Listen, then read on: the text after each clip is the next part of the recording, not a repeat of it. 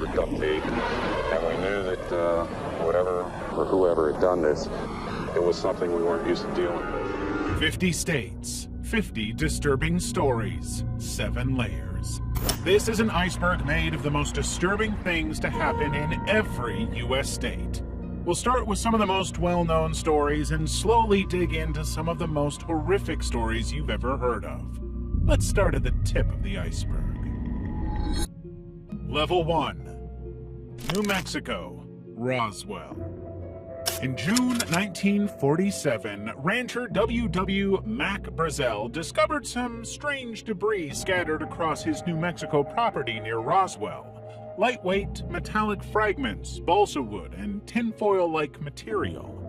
He immediately alerted authorities, prompting Roswell Army Airfield personnel to retrieve the wreckage. On July 8th, the Air Force announced the recovery of a flying disc, igniting global speculation as to what exactly that meant.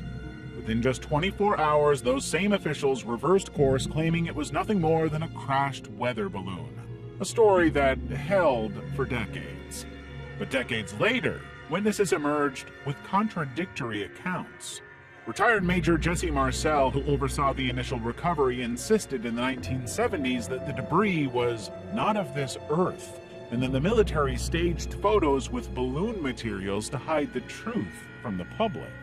Other witnesses described a larger crash site with alien bodies, small, hairless humanoids, which were allegedly transported to Area 51.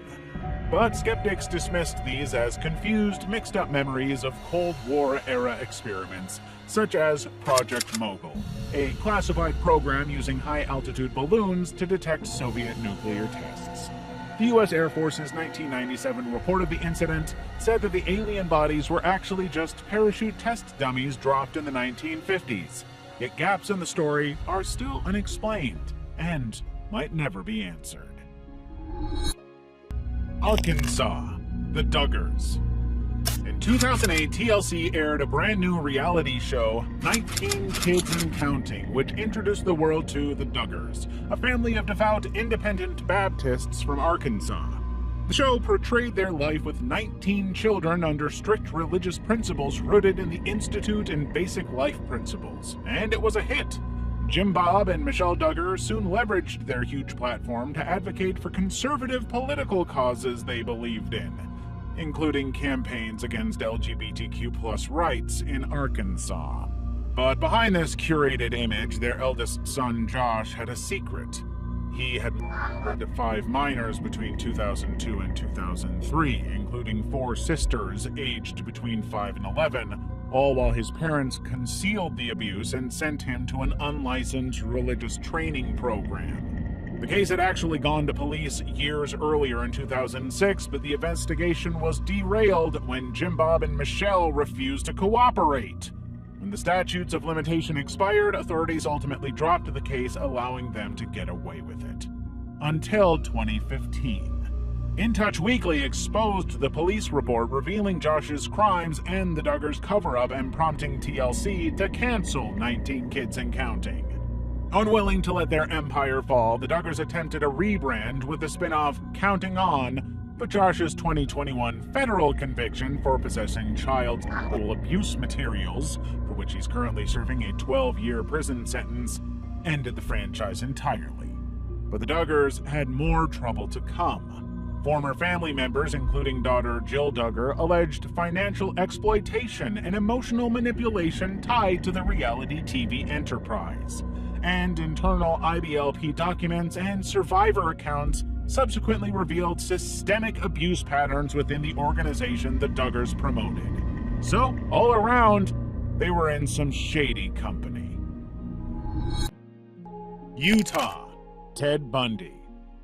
In 1974, a pattern emerged across the Pacific Northwest. Young women, often college students with long dark hair, vanished after encounters with a charming man named Ted.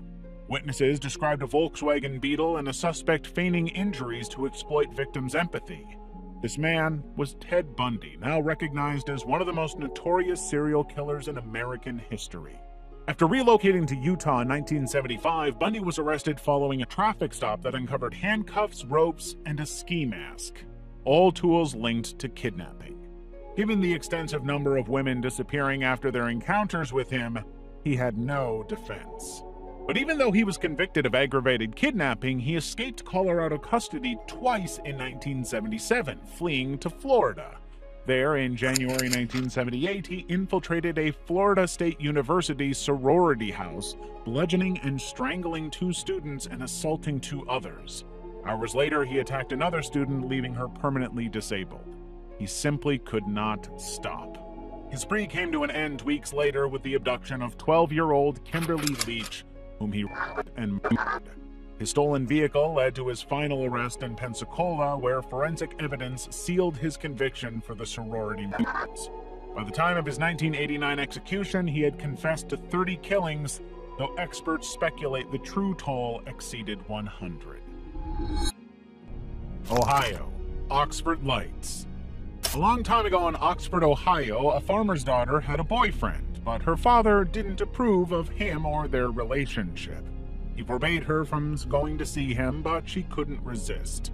So the couple came up with a signal, a 3-flash light, to coordinate their late-night meetings. But the girl's father found out what was going on and crashed the meeting.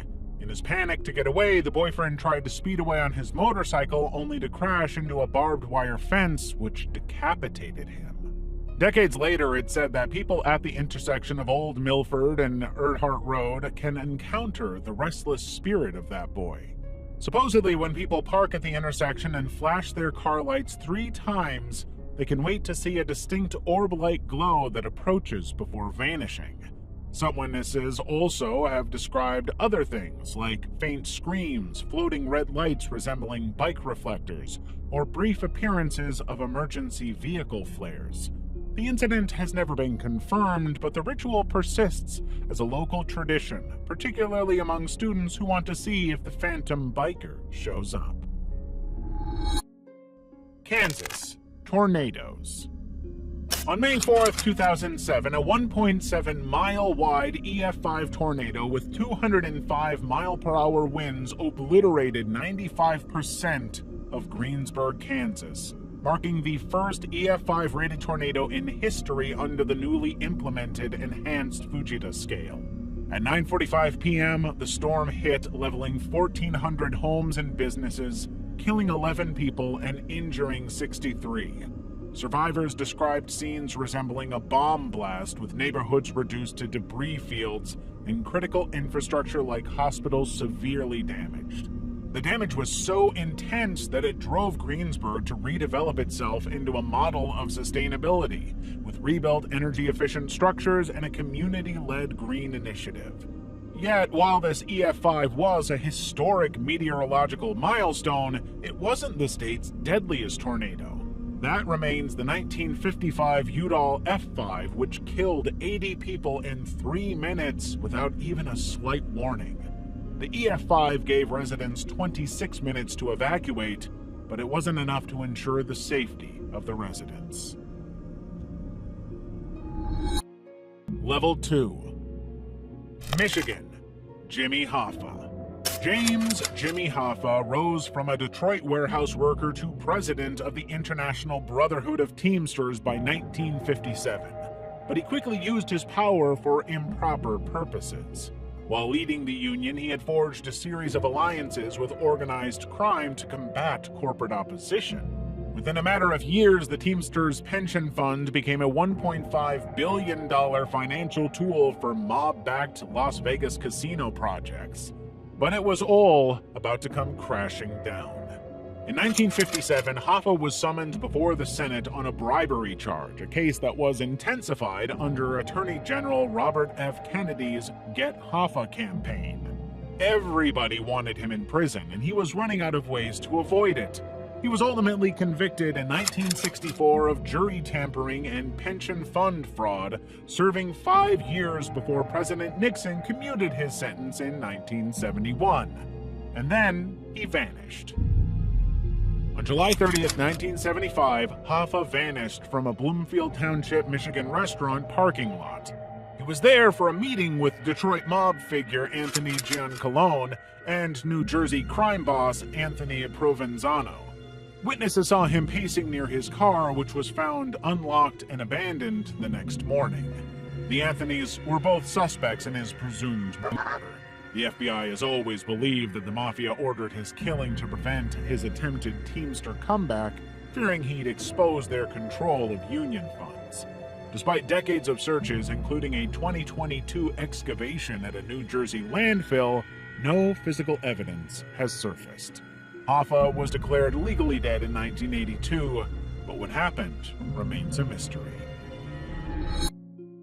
Alaska, Portlock Ghost Town. In 1950, the former cannery and mining settlement of Portlock, Alaska was losing a lot of residents. The town was becoming abandoned, and all because of decades of creepy things. Back in the early 1900s, the town was new, but by 1905, a group of Native Alaskan cannery workers temporarily fled due to an unspecified threat in the surrounding forests. Nobody knows what they saw, but it creeped them out enough to want to get the hell out of there. By the 1930s, more reports came and they were escalating. A logger named Andrew Kamluck was found dead in 1931 with a fatal head injury inflicted by equipment far too heavy for a human to wield. His body was discovered just 10 feet away from the blood-stained machinery. Hunters were already in the woods looking for moose, and they claimed to have discovered 18-inch humanoid footprints and signs of a violent struggle in the brush. Now, everyone was convinced there was a sinister creature on the loose, which the locals called Nantinaq, a Sasquatch-like figure. The 1940s continued the trend, with mutilated bodies appearing in nearby lagoons, including a hunter whose dismembered remains showed injuries consistent with bear attacks. One fisherman described seeing a towering, hairy figure on a beach that stared him down before retreating into the wilderness. By 1950, the constant killings and disappearances took its toll on the locals. They wanted out. Nearly all residents relocated to neighboring villages, leaving only the postmaster until the office's closure in 1950. Official records have long claimed that the town's isolation from Alaska Route 1 was the primary cause of abandonment, but survivors maintained that something in the woods drove them out. They just don't know what. New Hampshire, Betty and Barney Hill. Betty and Barney Hill, a couple from Portsmouth, New Hampshire, were driving home from a Canadian vacation on September 19, 1961. As they drove through the White Mountains, they saw a bright, erratic light tracking their car. It became so confusing and distracting that they eventually stopped to investigate fully, but that's when Barney saw a disc-shaped craft. According to him, he saw humanoid figures in uniforms watching them through binoculars, and that was enough for them to flee back to the car in a panic. When they arrived home, it was 5 a.m., but given when they left, traffic and other circumstances, they should have arrived at 2 a.m. Somehow, they lost 2 hours of time. Then, they noticed Betty's torn dress, Barney's scuffed shoes, and the unexplained circles on their car. For the next month, Betty reported vivid dreams of being examined by gray-skinned beings so realistic they felt like memories. The couple underwent hypnosis with a psychiatrist 2 years later when they described being left aboard a spaceship, separated and subjected to medical tests including skin scrapings, needle probes, and a pregnancy test. Betty claimed the beings showed her a star map, which one astronomer later interpreted as the Zeta Reticuli system. Their case spurred a 2,500% increase in abduction reports and remains a critical piece of evidence in UFO circles. Montana, Blackfeet Flood.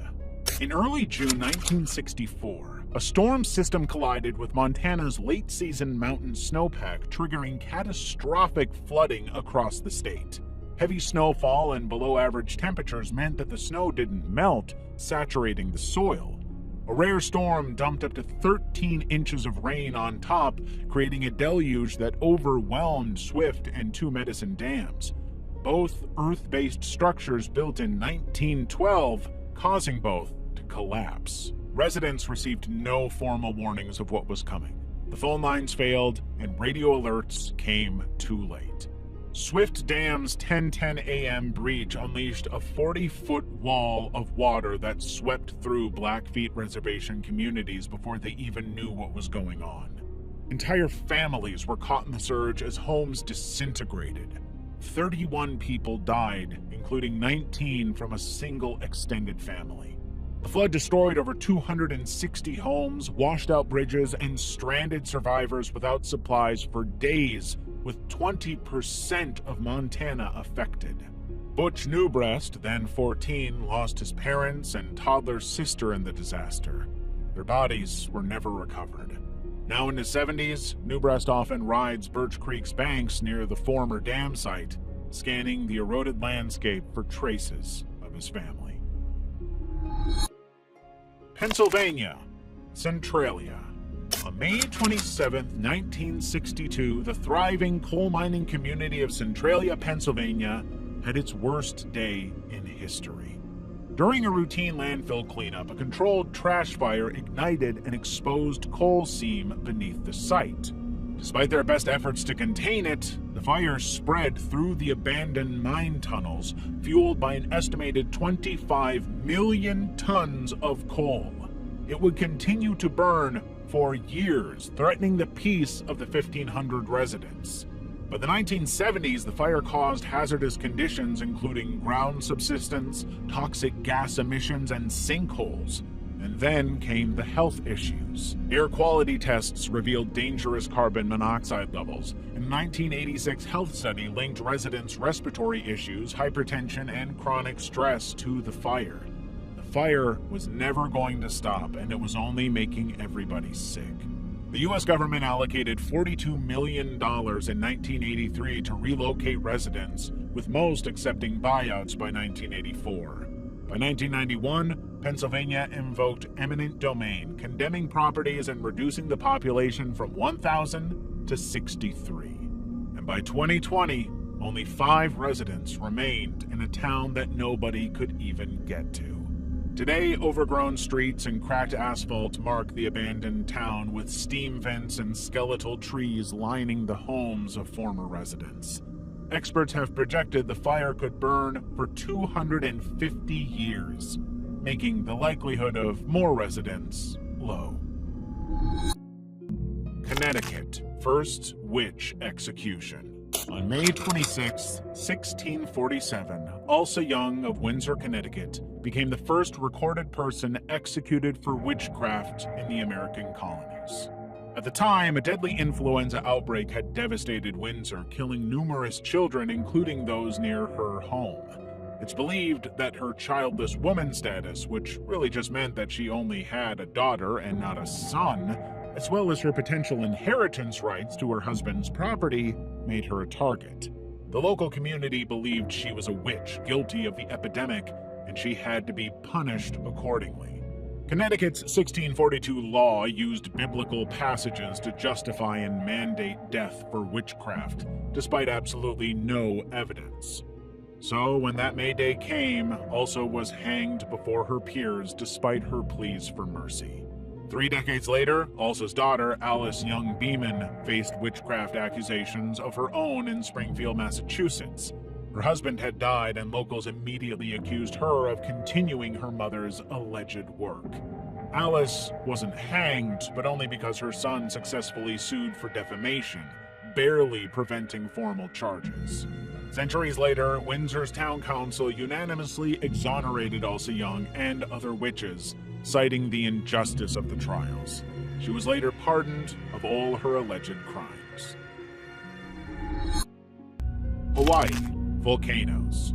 In November 1790, Hawaii's Kilauea, one of the world's most active volcanoes, ignited a violent, explosive eruption which generated pyroclastic surges, hot, fast-moving mixtures of gas and volcanic debris that killed between 400 and 800 people.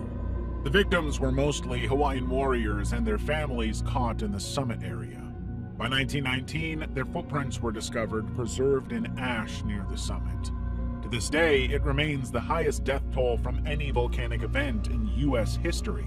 But Kilauea was not a one and done. Throughout the 19th and 20th centuries, Kilauea's eruptions shifted to lava flows, but they still killed. In 1924, an explosive ejected rock weighing up to 14 tons killed one person. The 1990 eruption obliterated 100 homes, a church, and a historic black sand beach. The 2018 eruption destroyed 716 homes, Hawaii's largest freshwater lake, and reshaped coastal communities in the surrounding area. The volcano has never been dormant, and while it has never been as violent as that November day in 1790, locals are convinced it's only a matter of time. California, the Zodiac Killer. On December 20th, 1968, teenagers Betty Lou Jensen and David Faraday were at a lover's lane in Northern California when a strange man approached them and shot them dead in their cars. Just 7 months later, Darlene Ferrin was killed, with Michael Majou surviving multiple gunshot wounds in a similar ambush. Police were already struggling to make sense of the case. But then the killer came forward, calling the police to claim responsibility and introduce himself as the Zodiac Killer. The killer continued his violent crime spree over the next year, with survivors only being able to recall one detail. He was wearing a hood marked with his signature crossed circle symbol. Investigators and journalists were working together to solve the mystery, but the killer was taunting them, sending cryptic ciphers and pieces of evidence that gave only small hints. The letters claimed responsibility for 37 murders, though only 7 confirmed victims survived or died in his attacks. For decades, FBI and police have tried to solve the case and have routinely failed to find any concrete links. The case is still classified as active to this day, with multiple ciphers still unsolved. North Carolina, Blackbeard. On November 22, 1718, British Royal Navy Lieutenant Robert Maynard was finally ready to ambush the pirate Edward Teach, known as Blackbeard, on the water near Ocracoke Island, North Carolina. Maynard's 2 ships, the Jane and the Ranger, cornered Blackbeard's vessel Queen Anne's Revenge at dawn. But Blackbeard was not one to go down without a fight.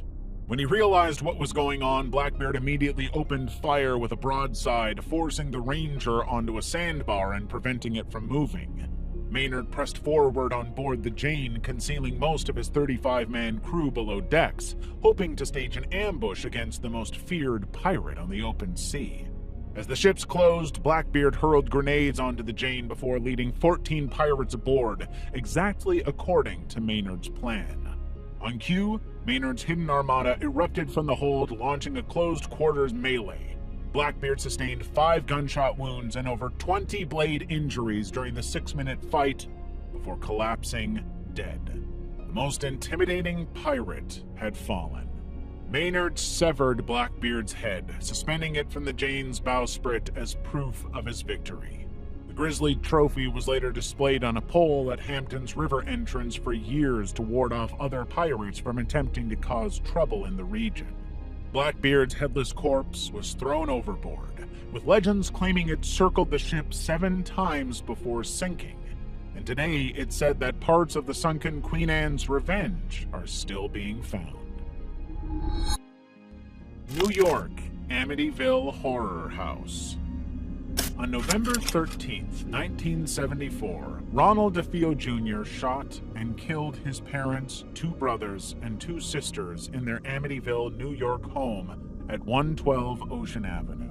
The victims were found face down in their beds, each struck by .35 caliber rifle fire between 3 and 3:30 a.m. When police questioned him, DeFeo initially claimed a mob hitman committed the murder, but he changed his story within a day, confessing, "Once I started, I just couldn't stop." In 1975, he was convicted of 6 counts of second-degree murder and sentenced to 25 years to life. But 13 months after George and Kathy Lutz purchased the house for $80,000, and they soon came to regret it. They started experiencing unexplained phenomena, including waking at 3:15 a.m., the time of the DeFeo killings, seeing green slime oozing from walls, levitating objects, and encountering a pig-like entity their daughter called Jody. The family called in a priest to bless the house, but the priest allegedly heard a voice demanding he leave. The family lived in that house for just 28 days before detailing their story in a book, The Amityville Horror, which later inspired films and documentaries. It's not known if their story was true, but the house continues to draw the curiosity of supernatural seekers. And if you're curious to see more disturbing icebergs like this one, just hit that like and subscribe button and we'll make it happen. Level 3. Louisiana. Ronald Dominique. Between 1997 and 2006, Ronald Joseph Dominique, also known as the Bayou Strangler, murdered at least 23 men and boys across Louisiana. Ronald would pose as a truck driver seeking out vulnerable victims, African Americans, homeless, or those involved in drugs. He'd offer them money, drugs, or group sex, then lure them to trailers or remote areas before binding and strangling them with items like seat belts or extension cords. Over time, his crimes escalated with bodies discovered in sugarcane fields, under highways, and in canals. Authorities found semen on the victims, but the DNA testing process was so full of delays that it made it increasingly difficult to pin the crimes on any one person. But in 2006, one of Ronald's survivors, Ricky Wallace, reported his attacker's failed attempt to bind him during a drug deal. Sure enough, the investigators were able to match the DNA from a 2004 victim of Ronald, leading to his arrest. During interrogation, Ronald confessed to 23 killings but claimed he only acted in self-defense against others, all while detailing his methods of rape. He described dumping bodies in rural parishes and showed no remorse, even bragging about his crimes. His story made no sense, and he clearly enjoyed what he had done. He was ultimately charged with multiple life sentences. North Dakota, San Haven Sanatorium. In 1912, the San Haven Sanatorium was established in Dunsife, North Dakota to help treat tuberculosis patients with rest, fresh air, and diet-based therapies. But by the 1940s, antibiotics reduced TB cases, making the facility pretty much useless. So the sanatorium shifted, repurposing itself for the developmentally disabled and mentally ill from overcrowded institutions. They got a lot more patients, more than they ever had before. But as the patient population surged, the conditions took a sharp downturn. Wards were now holding up to triple their capacity due to the severe overcrowding. Residents were forced to endure noisy, tile-lined dormitories with nothing to entertain them or fill their time, leading to many residents self-harming, banging their heads against the wall. But the staff was also seriously lacking in numbers, forced to prioritize janitorial tasks over dealing with the patients. Allegations of abuse and mismanagement quickly started to rise. Former employees denied mistreatment, but court documents cited incidents of resident-on-resident violence and occasional staff misconduct. And when they saw the state of the residents, there was no denying it. A 1985 federal court order forced San Haven's closure in 1987. It was never reopened or redeveloped. Kentucky Meat Shower. On March 3, 1876, Bath County, Kentucky experienced one of history's most baffling meteorological anomalies, a shower of meat. At approximately 11 a.m., farmer's wife Mary Crouch was out running errands when she happened to notice strange, sinister chunks of flesh, ranging from flakes to 4-inch squares, falling from a cloudless sky.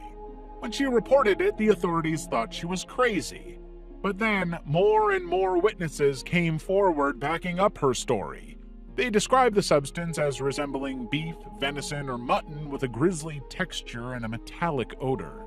Samples were recovered and sent to laboratories with initial analyses suggesting it was nostoc bacteria, but microscopic examinations later identified lung tissue, muscle, and cartilage, suggesting the meat was potentially from a horse or human infant. When two locals tasted the meat, they compared it to lamb or deer, making it even more complicated to try and understand. There's no real understanding of what happened here, even today. Some have claimed the event was an act of divine intervention, others think it's some atmospheric issue, vultures regurgitating meat mid-flight, or even just one big hoax. But there's no proof of any of these suggestions, making this one very, very unusual freak incident. New Jersey, The Watcher. In June 2014, Derek and Maria Broaddus purchased a $1.3 million home at 657 Boulevard in Westfield, New Jersey. But before they moved in, they received an anonymous letter addressed to the new owner from someone identifying as The Watcher, an unidentified person with generational ties to the house who said it was their job to watch and wait for the home's second coming. The letter noted the home's 110-year history, threatening their children as young blood and criticizing renovations to a house that has spanned generations. The family thought it was weird but dismissed it as a strange prank. However, the letters kept coming, and they got more and more intense. The writer constantly misspelled the family's surname but detailed an intense knowledge of their movements and warning of hidden secrets within the house's walls that had kept for generations. The couple gave the letters to the police, who advised them to keep it a secret while investigating the neighbors as suspects. However, this was not a new thing. The previous owners, John and Andrea Woods, also received a similar letter before selling the house, but they too dismissed it as a prank. DNA evidence from the envelope's saliva identified that a woman had a hand in this, but all of the most likely suspects had been eliminated quickly. The letters freaked the family out so much that they never actually occupied the home they had bought, choosing to rent it out before selling at a $400,000 loss. For the owners that bought the house next, there were no more letters. But the case remained unsolved, with theories ranging from jealous buyers to the Broadduses themselves. Alabama, Thomas Weisenhunt. In 1963, 72-year-old Lexi Haynes was murdered in Alabama, shot by an unknown man. Her murder was a total mystery to authorities who couldn't find anybody with a credible reason to shoot her. But in fact, the killer had no motive. Thomas Warren Weisenhunt was just a psychopath. Initially, his killings were much like this one. He would kill women and leave. But as his serial killing habits developed, his crimes escalated in brutality, leading him to mutilate these women after death and create elaborate cover-ups. His killings continued throughout Alabama until 1976. In April 1976, Weisenhunt abducted 23-year-old convenience store clerk Cheryl Lynn Payton, transporting her to an abandoned Mobile County shack where he killed her and left the scene of the crime. But he returned the following day to disfigure her corpse as he usually did. However, he had gotten so comfortable and cocky that his moves were getting sloppier. His constant returning to the bodies for post-killing mutilation led witnesses to see him, including police officers. Weisenhunt confessed to 4 murders during interrogation, though he stood trial only for 1 killing. Despite overturned convictions and sentencing appeals, he was executed by lethal injection in 2010 after 32 years on Alabama's death row. Vermont, the Bennington Triangle. The Bennington Triangle, a region in southwestern Vermont, isn't extremely well known, but it's one of the most notorious spots in the state, known for a cluster of unexplained disappearances between 1945 and 1950. In November 1945, Mitty Rivers, a 74-year-old hunting guide who was very familiar with the terrain, disappeared near Bickford Hollow while leading a group. Authorities and locals banded together to search for him, but only his handkerchief was recovered. Just 1 year later, 18-year-old student Paula Weldon vanished while hiking the Long Trail. Witnesses last saw her wearing a red jacket near Route 9, but neither her body nor belongings were found despite a $5,000 reward and FBI involvement. By this point, residents were growing uneasy, unsure if there was a killer on the loose or something less human in nature. But then, 3 years later, James Tedford, a World War II veteran, disappeared from a moving bus en route to Bennington. Passengers saw him on the bus. Somehow he vanished between stops, leaving behind only his luggage and ticket. Everyone saw him get on. Nobody saw him get off. For centuries, Native American legends warned of the region's cursed nature, citing erratic winds and sinkholes that often saw people disappear without explanation. To this day, no practical explanation has ever been able to justify all of these incidents.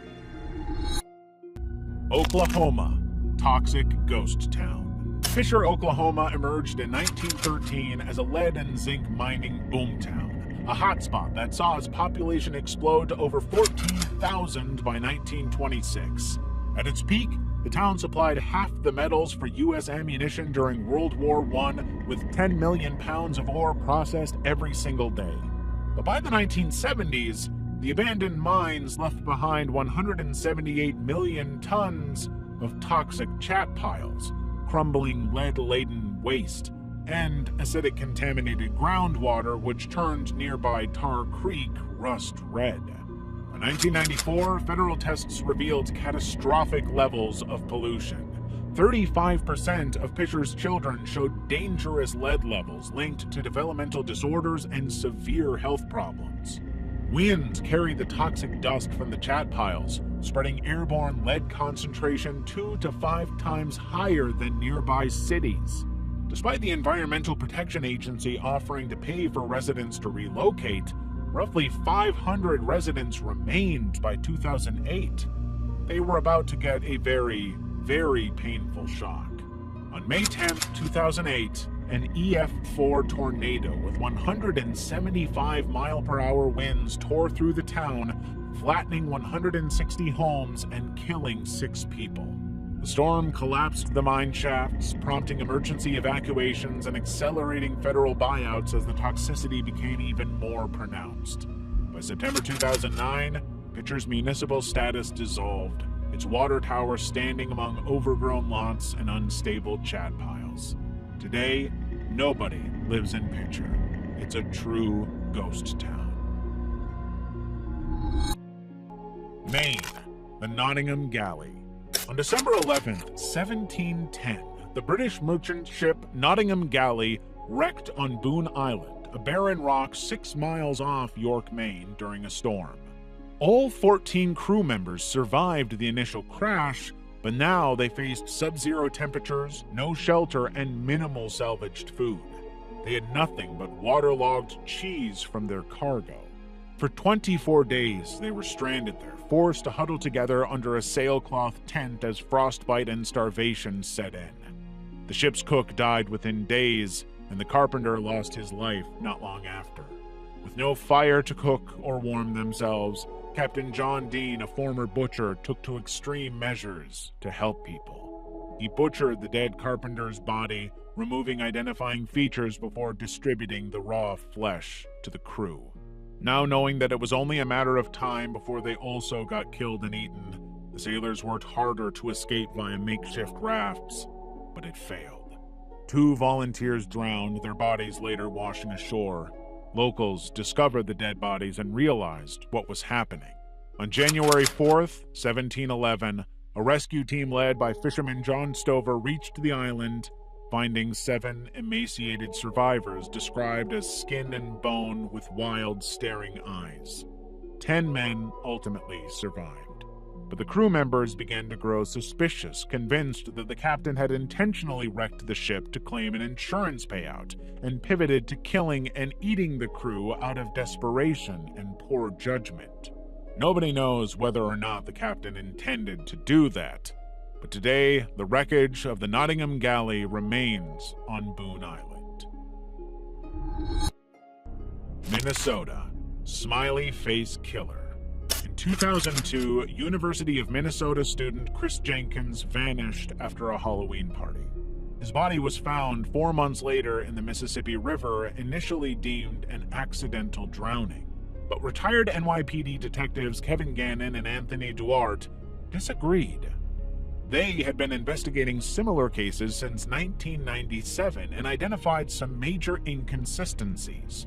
Jenkins' hands were folded unnaturally, and a smiley face graffiti was found at the crime scene. By 2008, Gannon and Duarte claimed over 40 drownings of white, athletic, college-aged men across 11 Midwest states, including Chris Jenkins, were linked. They pointed to recurring smiley face symbols near recovery sites, suggesting a coordinated group targeting victims after nights of drinking. That theory gained a lot of national attention through their media tours, with the two claiming gang initiations or jealousy as potential motives. But the authorities dismissed them. Even the FBI found no evidence of serial killings. Despite this, families of victims like Jenkins pressured Minnesota officials to reclassify his death as a homicide in 2006. In 2019, St. Cloud State professor Lee Gilbertson revived interest in the theory, alleging drugging and organized drownings were commonplace in these cases. To this day, nobody knows if the smiley face killer exists or if it's all just a very convenient coincidence. Rhode Island. Vampires. Between 1883 and 1892, an 18-year-old Rhode Island woman named Mercy Brown was caught in the middle of a tuberculosis outbreak in her local community.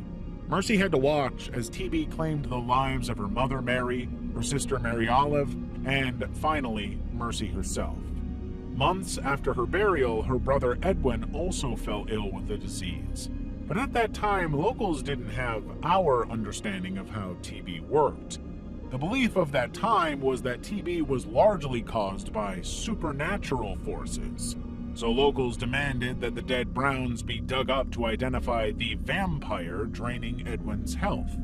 On March 17, 1892, villagers exhumed 3 bodies. But while Mercy's mother and sister showed the expected decomposition, Mercy's corpse, which was buried during winter just months earlier, appeared unusually preserved, with blood in her heart and hair reportedly grown post-mortem. These signs, which we now understand as natural effects of cold temperatures and TB-related tissue changes, convinced the group that she was one of the undead. They removed her heart and liver, burned them on a nearby rock, and fed Edwin the ashes in a medicinal tonic.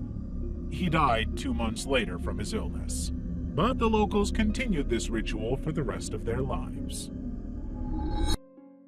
Mississippi. Curtis Flowers case.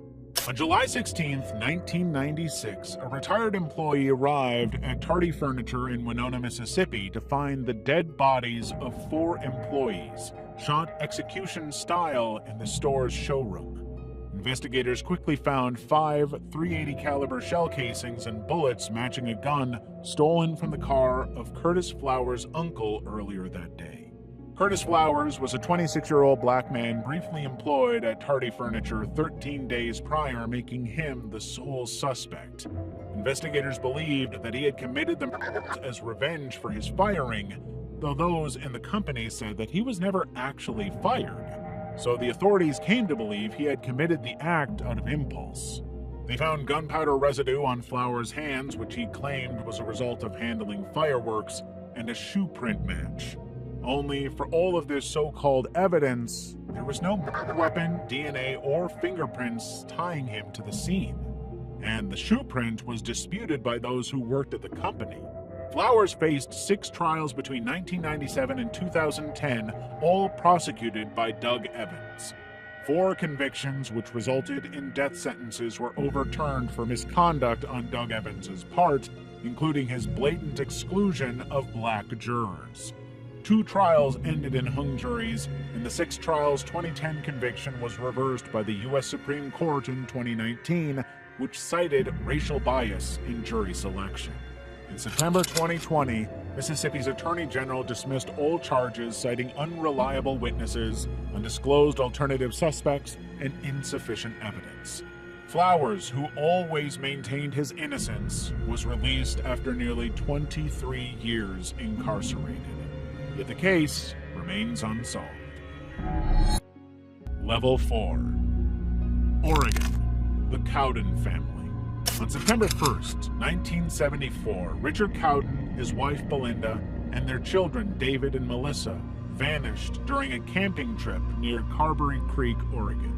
The family had made an unplanned stop at the Rogue River National Forest campground after Richard's truck broke down. Security footage captured their last confirmed sighting when Richard and David purchased milk at the Copper General Store around 9 a.m. But when the family failed to arrive for dinner at Belinda's mother's home, she came to find them and found their campsite abandoned. Belinda's purse, Richard's wallet containing cash, their truck keys, and other personal items remained untouched. For the next 7 months, a huge search saw Oregon State Police, National Guard units, and hundreds of volunteers chasing every lead, but they found nothing. Then, on April 12, 1975, hikers found Richard's decomposed body tied to a tree approximately 7 miles from the campsite. Belinda, David, and Melissa were discovered soon after in a nearby cave concealed behind rocks. Belinda and David had died from .22 caliber gunshot wounds, while Melissa suffered fatal blunt force trauma. Richard's cause of death remained undetermined due to decomposition of his corpse. Authorities focused on Dwayne Lee Little, a paroled who frequented the area and was the only suspect. Yet despite circumstantial evidence, including witness accounts of his presence and a .22 caliber Marlin rifle component found at his home, no charges were filed. The case remains unsolved, with no murder weapon recovered and conflicting timelines about the cave's accessibility during initial searches. How any of this happened, who did it, why, we'll never know. West Virginia, coal mines. In the late 19th century, West Virginia's coal industry was surging. Railroads like the Chesapeake in Ohio and Norfolk and Western were linking remote coal fields to national markets, bringing in a lot of money. By 1917, production exploded, employing over 90,000 miners, many of them immigrants and black workers. But safety was secondary, partly because it cost money to keep people safe, which meant that West Virginia mines had the nation's highest death rates, with World War I-era miners actually facing deadlier odds than the soldiers on the front line in Europe. And that's before we factor in the disasters. The 1907 Monongah explosion killed 362 miners, becoming America's deadliest mine disaster in history, followed by the 1914 Eccles blast, which killed 174. The 1924 Benwood disaster, which took out another 119 fatalities. The continuing disasters were mostly fueled by methane gas and coal dust, and further exacerbated by lax ventilation and safety violations. In 1968, the American government finally decided to make actual safety reforms, which did absolutely nothing thanks to corporate negligence. But all of these disasters left lingering spirits.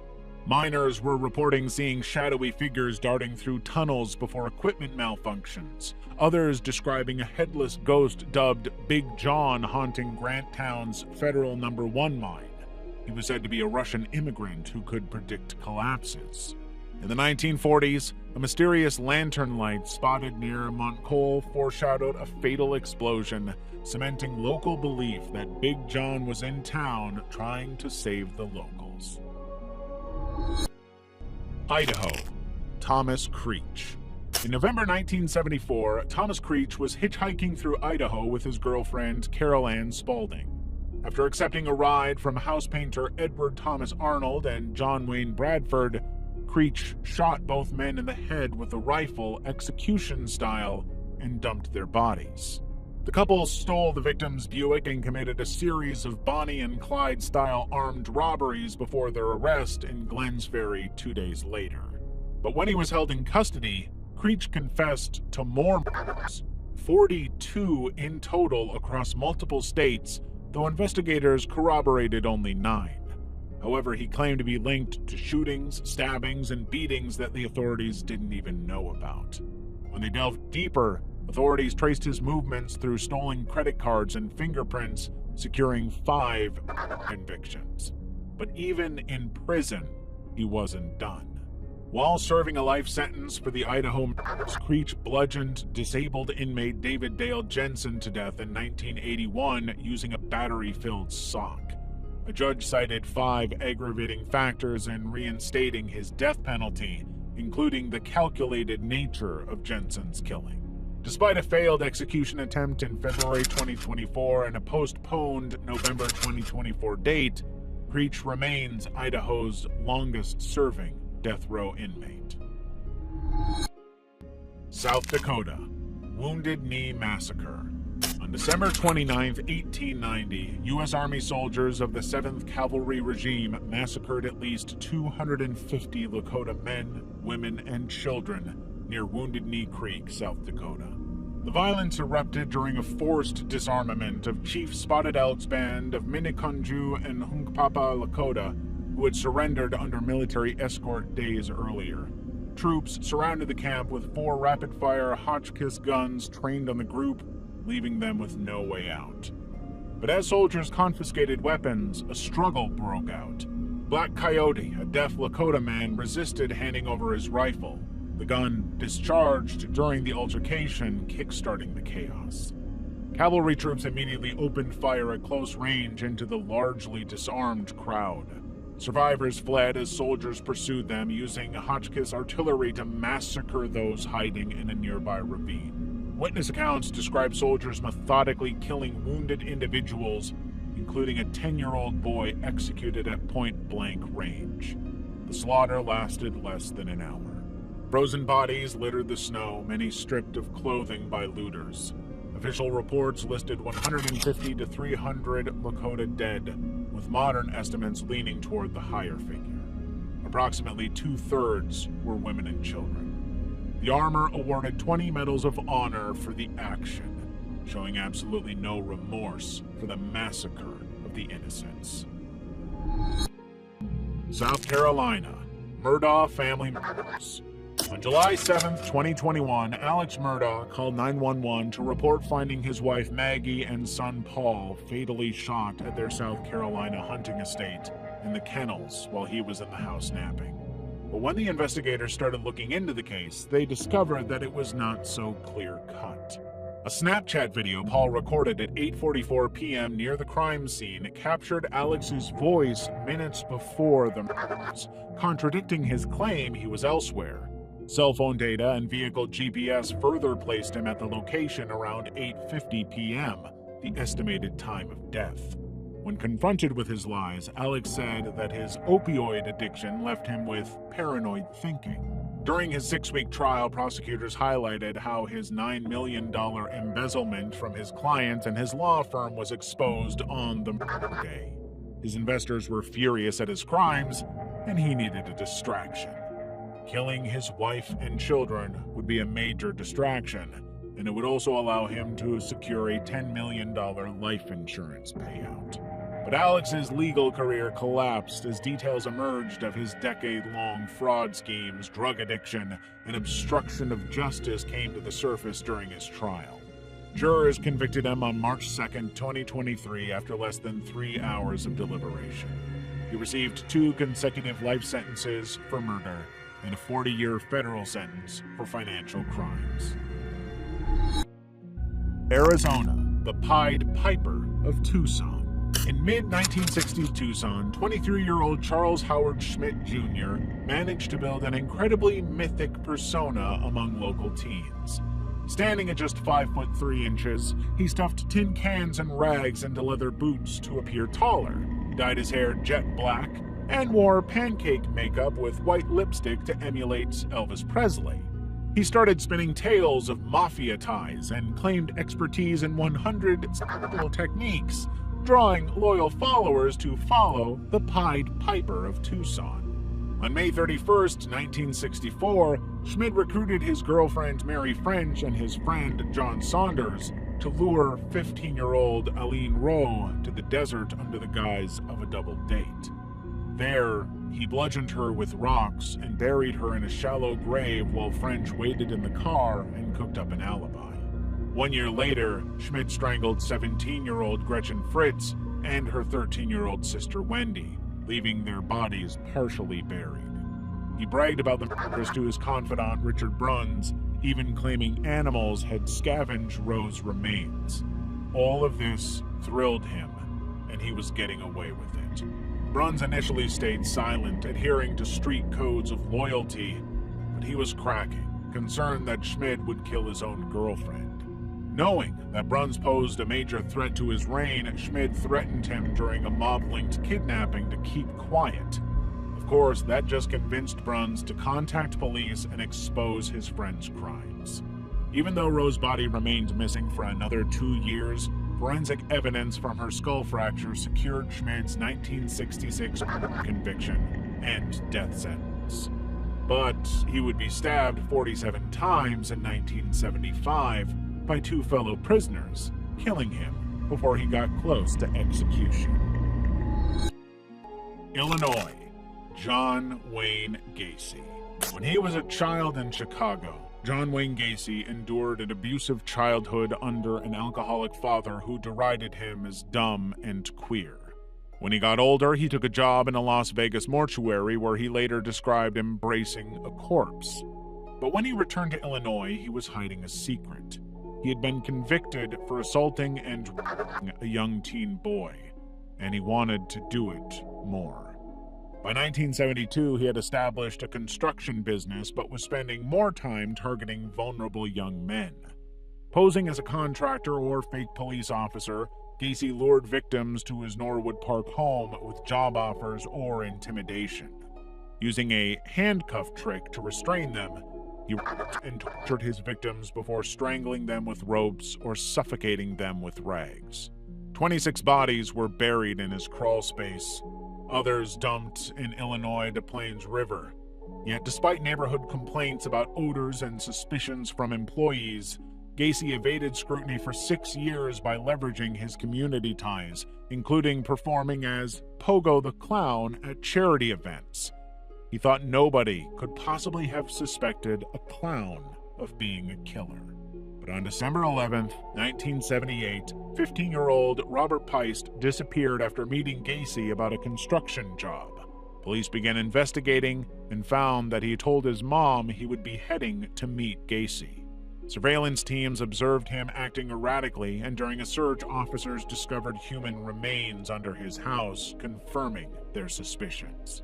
After confessing to 33 murders, Gacy was convicted in March 1980 following testimony from survivor Jeff Rignall, who detailed being chloroformed and murdered. Gacy was executed by lethal injection on May 10, 1994, his case becoming one of America's most extensive serial murder investigations. Virginia, Golden Years Murders. Between 1990 and 1996, at least 13 elderly women were murdered in Richmond, Virginia, sparking fears of a serial killer. The first 6 victims, all black women aged 61 to 89, were stabbed in their homes, with the crimes initially linked by similar entry methods and a lack of forced entry. But by 1996, the pattern had expanded to include 6 more victims, all white women, all killed by blunt force trauma or strangulation, their bodies often doused in chemicals to prevent DNA evidence. Investigators had spent years looking for anything they could grab onto, but the killers had been extremely good at covering their tracks. In 1999, investigators focused on Leslie Burchard, a homeless, schizophrenic man serving life for 3 unrelated murders. Burchard confessed to 4 Golden Years killings, describing crime scene details investigators later claimed were never public. But no physical evidence tied him to the scenes, and he took back his story before his 2002 death, saying he wanted to escape questioning. Retired Detective Ron Reed later suggested that Burchard probably committed other murders they don't know about, but the investigation fractured over conflicting evidence. Early stabbings were very different from later beatings. The victim demographics were constantly shifting, and Burchard's documented mental illness made him highly unreliable. Despite his confessions, forensic gaps and the absence of biological links left doubts about his involvement in all 13 deaths. As of 2025, most cases remain open. with unresolved questions about whether there were multiple perpetrators or one evolving killer. Tennessee, McCamey Manor.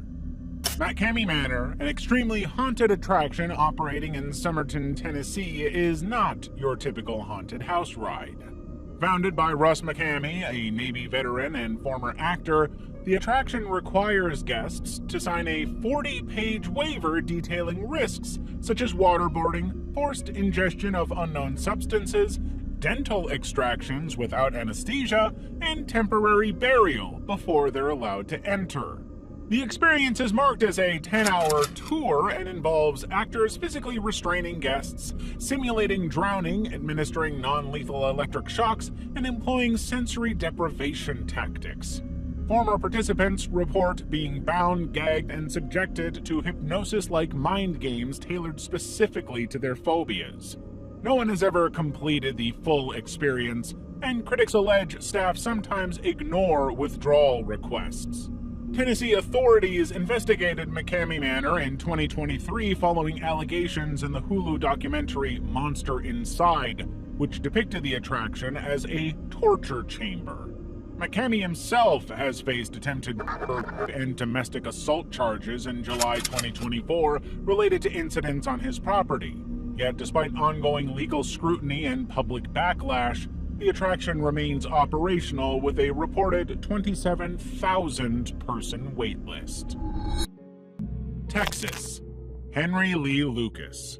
In 1960, Henry Lee Lucas was imprisoned for the murder of his mother. But this was just the first in a lifetime of murders on his route to becoming one of America's most infamous serial killers. In 1983, while in prison in Texas, Lucas told authorities that he had committed hundreds of unsolved murders across the U.S., and he was ready to confess to his impressive body count. Law enforcement, including the Texas Rangers, formed a task force to validate his confessions, which spanned at least 28 states. Lucas described gruesome details of crimes from stabbing to decapitations, and authorities soon closed over 200 cases attributed to him. He was so helpful and cooperative with the authorities that they granted him perks like restaurant meals and unrestricted movement within police stations, bolstering his credibility. By 1985, Lucas's tally of confessed murders ballooned to 600, with police accepting his accounts despite increasingly glaring inconsistencies. To name two, he had claimed responsibility for a 1981 Houston homicide while jailed in Maryland, and a 1975 Texas murder while working in Pennsylvania. 3 inconsistencies led journalists to dig deeper into what was going on, and that's when they uncovered a serious problem. Lucas had been fed case files to refresh his memory, essentially giving him false information to help police close more cases despite a lack of physical evidence. Polygraph tests and employment records also contradicted his timelines, revealing that he was constantly lying. Ultimately, only 3 killings can be confirmed to have been committed by Lucas: his mother, girlfriend Becky Powell, and landlady Kate Rich. But the damage endured, with cleared cases remaining officially closed in many jurisdictions, despite the knowledge that they were not committed by him. Level 5. Colorado, the Galvin family. In 1960s Colorado Springs, the Galvin family, made up of parents Don and Mimi with their 12 children, became a grim case study in mental illness. 6 of their sons developed schizophrenia, their condition marked by escalating violence and psychosis. The eldest, Donald, first exhibited disturbing behavior at Colorado State University, jumping into a bonfire and dismembering a cat before attempting to murder his wife, leading to his schizophrenia diagnosis. The others were no less violent. Brian fatally stabbed his girlfriend in California, then killed himself. Jim, diagnosed later, sexually abused his younger sisters and died from a medication overdose in 2001. Peter experienced violent outbursts, once requiring police intervention after attacking family members, and was later found strapped to a urine-soaked hospital bed. Joseph reported voices and skyward apparitions, while Matthew believed he was Paul McCartney. The brothers' conditions were so severe that they were each cycled through state hospitals, subjected to shock therapies and sedatives that further isolated the family from one another. The police were constantly called to the home as the fights among the 10 brothers often turned physical and violent. Researchers later identified a gene mutation in the affected siblings and their mother, linking genetics to their shared conditions. But the boys had their own share of trauma, including abuse by a trusted priest, and Jim, which raises more questions about their condition. Washington. Jake Bird. A transient laborer with a criminal history spanning burglary and assault was arrested in Tacoma, Washington in October 1947 after neighbors reported screams from the Cludd residence. When they got to the scene, officers found Bertha Cludd and her daughter Beverly June brutally murdered with an axe. Bird was in the process of fleeing and slashed 2 officers with a knife before being subdued. He confessed to the killings, claiming a burglary attempt escalated into violence when confronted, though evidence suggested an assault motive. Convicted in a 3-day trial, Bird was sentenced to death on December 6, 1947. During sentencing, he denounced his legal representation and declared, "All you guys who had anything to do with this case are going to die before I do." Nobody took him seriously, but then things started to happen. Pierce County Superior Court Judge Edward D. Hodge suffered a fatal heart attack within a month. Others involved in the case died within a year of the so-called curse. Tacoma police officer John Hickey, Under Sheriff Joseph Carpatch, a prison guard, court clerk Charles Piers, and defense attorney J.W. Selden, who died of pneumonia on the trial's first anniversary. Bird confessed to 44 murders nationwide, of which 11 were confirmed. He was executed on July 15, 1949, and buried in an unmarked grave at Walla Walla State Penitentiary. Iowa. Villisca Axe Murders. On June 10, 1912, in Villisca, Iowa, Mary Peckham noticed that her neighbors, the Moore family, were mysteriously absent from their usual morning chores. She immediately went to their house to check on them. She never expected the scene she discovered. Josiah Moore, his wife Sarah, their 4 children, and 2 visiting Stillinger sisters had been bludgeoned to death with an axe while sleeping. Investigators found the murder weapon, Josiah's own axe, left in the guest bedroom alongside a 4-pound slab of bacon from the icebox. Bloody water on the kitchen table and a gas lamp with its wick dimmed suggested the killer washed up and used minimal light to conceal his brutal killings. All mirrors were covered with cloths, and 2 used cigarettes in the attic pointed to the killer hiding there before the attack, possibly for hours, waiting for his moment to strike. Lena Stillinger showed defensive wounds and possible sexual interference, though later investigations questioned that conclusion. The killer struck all of the victims with the axe's blunt side, except Sarah, who suffered undeniable blade wounds.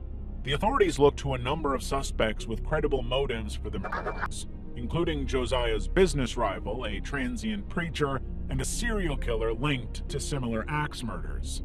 But, despite 2 trials and federal claims tying these suspects to the crimes, no convictions resulted.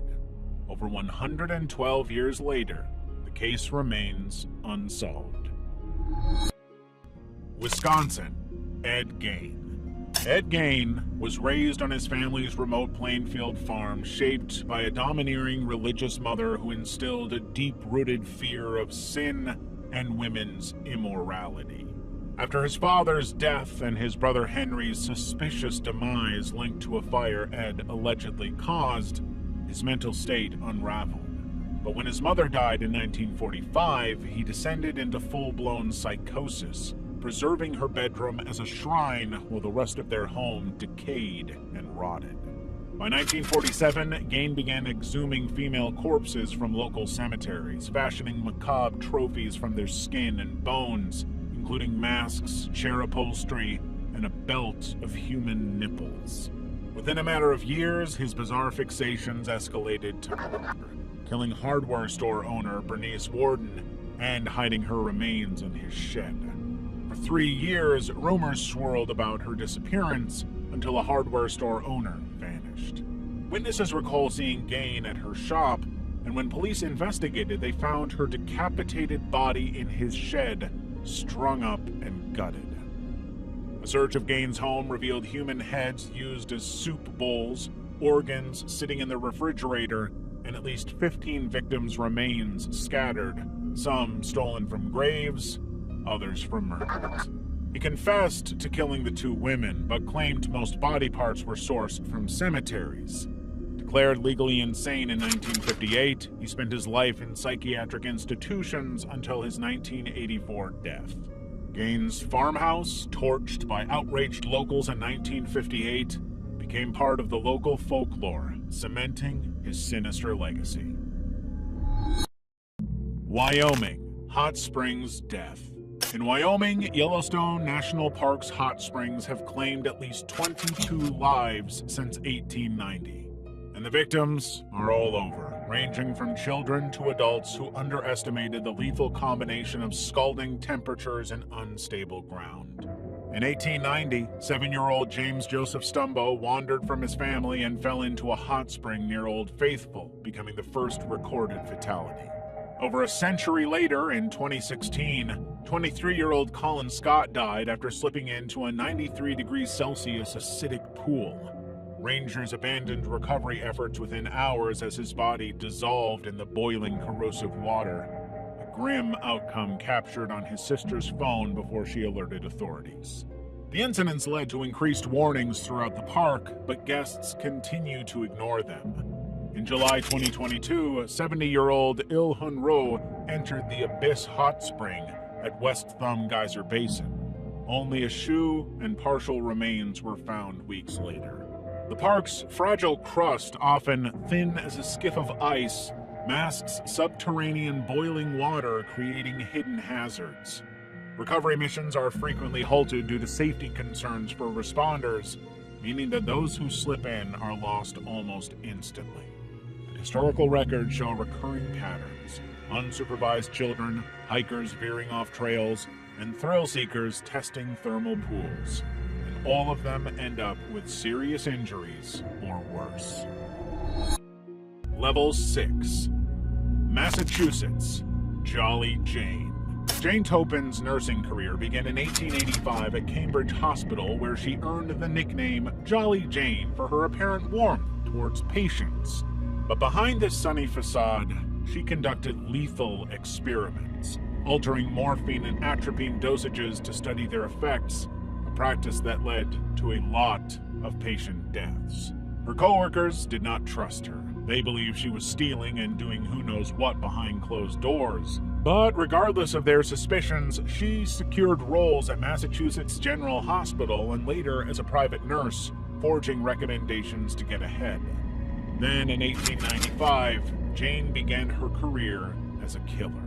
Using her knowledge of medicine, Jane poisoned her landlord, Israel Dunham, and found a new joy in harming those who were too vulnerable to stop it.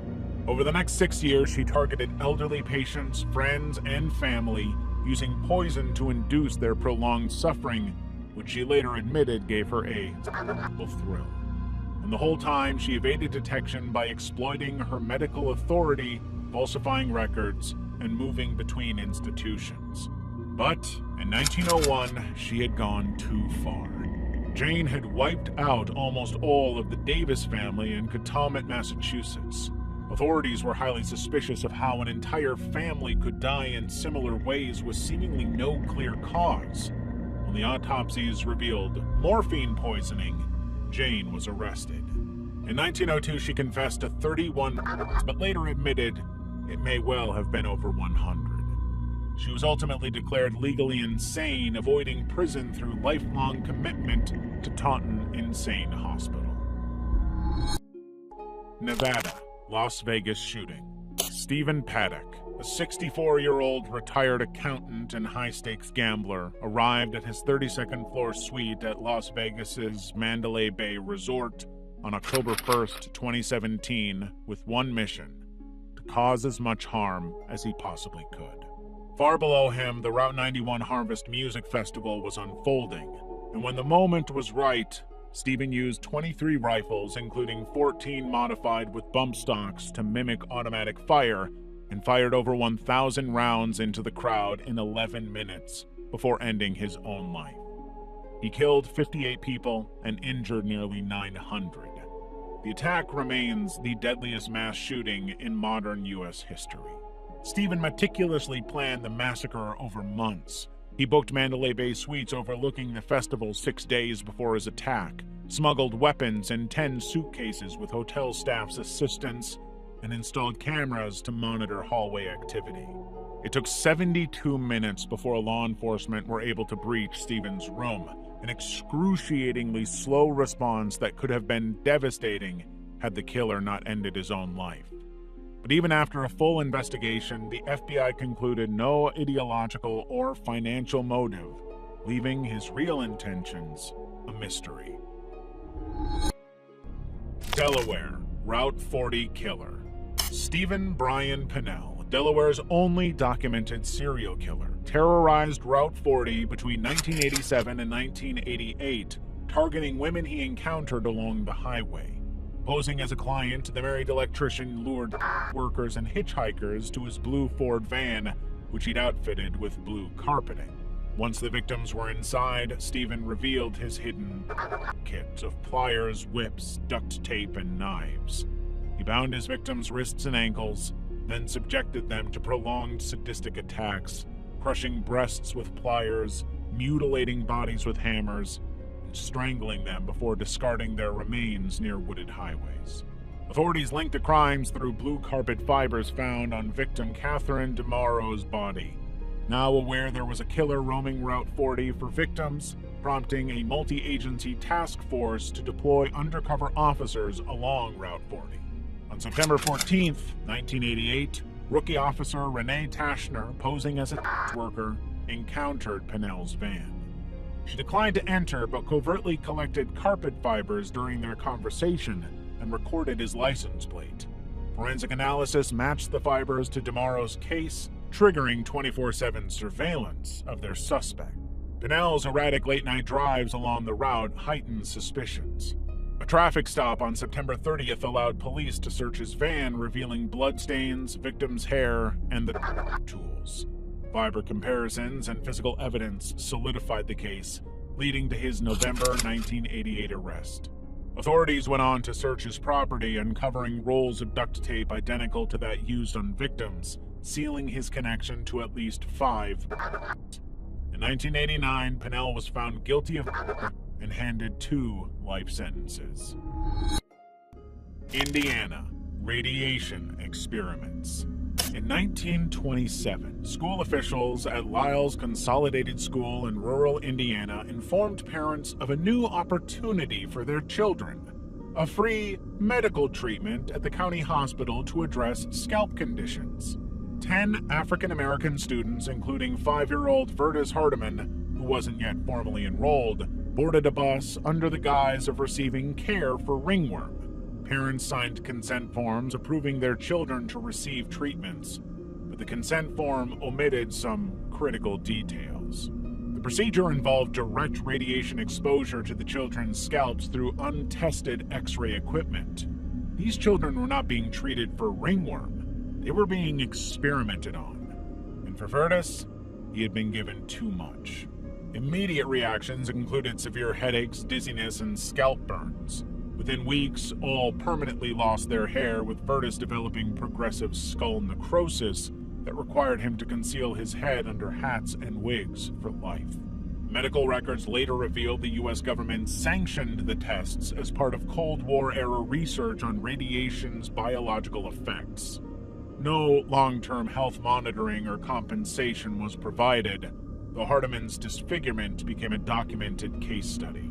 The children's families spent decades unaware their relatives had been unwitting participants in a classified radiation experiment. Vertus died in 2007 at 85, having endured chronic pain and social isolation his whole life. His wound had become cancerous, a tragic end to a life he had suffered through. Level 7. Georgia. Samuel Little. Samuel Little, born in Reynolds, Georgia, became the most prolific confirmed serial killer in U.S. history. At the beginning of his criminal career in 1970, he was nothing more than a petty thief who escalated to violent assaults, but he repeatedly evaded serious consequences, despite over 100 arrests for crimes like kidnapping and rape. Part of the reason he got away with it for so long was that Little targeted marginalized women, workers, drug addicts, and others in high-crime areas, strangled them to death, and often leaving their bodies in alleys, dumpsters, or remote locations. Many victims' deaths were initially misclassified as overdoses or accidents, and nothing more. But in 2012, Los Angeles police matched his DNA to 3 1980s cold cases after arresting him on a Kentucky drug warrant. Soon realizing they had a serial killer on their hands, Little was convicted in 2014 and sentenced to life. But he remained uncooperative until 2018 when Texas Ranger James Holland secured his trust during 700 hours of interviews. Finally, Samuel Little revealed everything, using his photographic memory for a good reason, even drawing images of his victims. Dozens of murders across 19 states, at least 60 confirmed, though he confessed to 93 between 1970 and 2005. Little died in prison in December 2020, leaving a trail of unresolved confessions and unanswered questions about other murders. Florida, Gainesville Ripper. In August 1990, the Gainesville Ripper murdered 5 college students in Gainesville, Florida during a 3-day killing spree. He broke into apartments using a screwdriver, assaulted 3 victims, tied them up, and killed them in extremely violent ways before posing their bodies in macabre displays. There was no evidence to link anyone to the killings, leaving the authorities with a serious challenge. Their only suspect was Ed Humphrey, a University of Florida student with mental health issues, but there was no evidence to tie him to the murders. But in November 1990, Louisiana resident Cindy Jurassic had heard about all the killings and immediately suspected a young man from her church, Danny Rowling. Danny had made some concerning comments to Cindy's then-husband, confessing that he liked to stick knives into people. While she initially didn't believe that he was capable of killing, Cindy reported the suspicion to Crime Stoppers. DNA testing confirmed his blood matched that found at the scene, as well as his semen. Additional evidence from his campsite, including a screwdriver, blood-stained pants, and audio diaries, solidified the case. Cindy had unintentionally stopped a serial killer. Rowling confessed to all 5 murders in 1994, pleading guilty to avoid a trial. He was executed by lethal injection in 2006. Nebraska, Heartbeat Bridge. Back in the early 20th century, the Portal School, later known as Hatchet House, was a one-room schoolhouse in Papillion, Nebraska. It was said that a teacher allegedly lost her mind, decapitating each of her students one by one and removing their hearts. She took them to a nearby bridge and discarded their hearts in the water below. People who visit the Heartbeat Bridge, as it later became known, have been said to see a shadowy female figure believed to be the spirit of the teacher returning to the scene of her most gruesome crime. But there's also the claim that those who walk the bridge after dark hear the rhythmic sound of heartbeats or whispers, as though the organs are still alive and active even after all this time. Paranormal investigators come from all over the U.S. to try and confirm whether or not the claims are true, and have confirmed the heartbeat sounds. Missouri, Kansas City Butcher. Robert Andrew Bardea Jr. was a flea market vendor in Missouri with a dark secret. He was the Kansas City Butcher, the sinister figure kidnapping and murdering men. His methods included prolonged captivity for up to 6 weeks, combined with electrical shocks, bone breaking, throat injections of drain cleaner, and meticulous keeping of journals of each act in handwritten logs. And his victims had no idea what they were getting into. Bardea lured victims through offers of shelter, rides, or bail assistance, often targeting vulnerable individuals like 19-year-old Jerry Howell, whom he drugged and to death in 1984. Once they were dead, Bardea dismembered victims with a saw, disposing of remains in garbage bags while retaining body parts as trophies. On March 29, 1988, he abducted 22-year-old Christopher Bryson, a sex worker. 4 days later, Bryson was forced through the that Bardea loved, including ammonia-swabbed eyes and forced silence via Drano injections. But Bryson broke the pattern. Bryson escaped.